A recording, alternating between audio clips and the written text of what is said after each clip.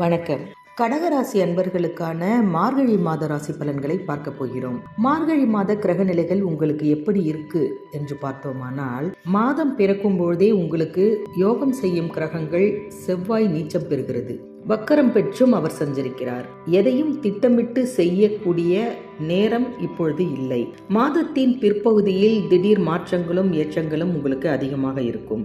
அஷ்டம சனியின் ஆதிக்கத்தால் குறுக்கீடுகளும் அதிகமாக இருக்கும். பண நெருக்கடி, கொடுத்த வாக்கை காப்பாற்ற முடியாத சூழ்நிலை, ஒரு சிலருக்கு உங்கள் ஜாதகப்படி இதையெல்லாம் அமையும். கடகத்தில் உள்ள செவ்வாய் இந்த மாதம் முழுவதும் மகரத்தில் சஞ்சரிக்கும் சுக்கிரனை பார்க்க போகிறார். உங்கள் ராசிக்கு 5, 10 இந்த 2 இடங்களுக்கு அதிபதியான செவ்வாய் சுக லாபாதிபதியான சுக்கிரனை பார்ப்பது மிகப்பெரிய யோகம். உடல் நலம் சீராகி உங்களுக்கு உற்சாகத்தை வாரி வழங்கும். உள்ளத்தில் ஏதோ ஒரு மகிழ்ச்சி தாண்டவமாடும். இல்லத்தில் சுப காரியங்கள் நடைபெறுவதற்கான அறிகுறிகள் அதிகமாக தோன்றும். பொது வாழ்வில் உள்ளவர்களுக்கு நல்ல பொறுப்புகள் கிடைப்பதற்கான வாய்ப்புகளும் அதிகமாக உண்டு.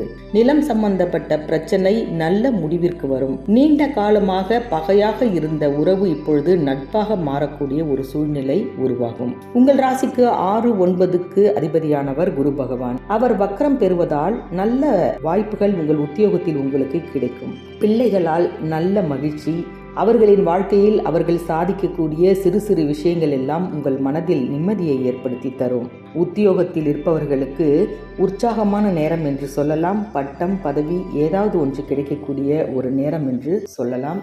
மார்கழி மாதம் 15ஆம் தேதி கும்ப ராசியில் சென்று சுக்கிர பகவான் அமர்வார். உங்கள் ராசிக்கு 4, 11 இந்த 2 இடங்களுக்கு அதிபதியானவர் சுக்கிரன். சுகாதிபதியான சுக்கிரன் சனியோடு இணையும் நேரத்தில் செவ்வாயின் பார்வையும் அந்த இடத்தில் பதியும்.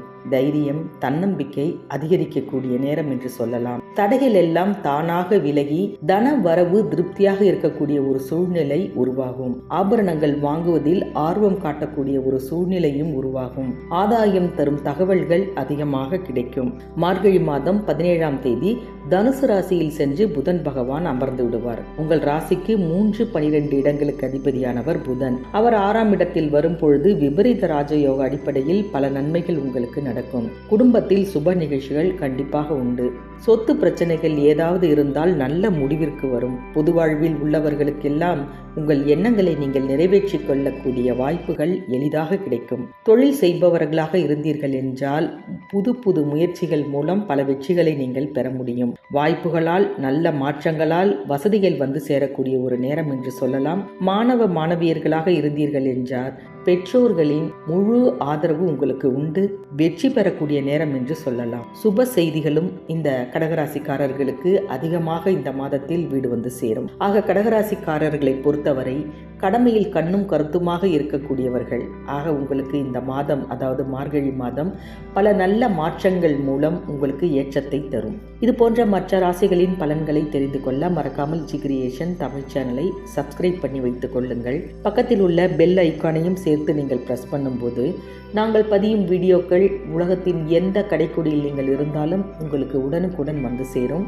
நன்றி, வணக்கம்.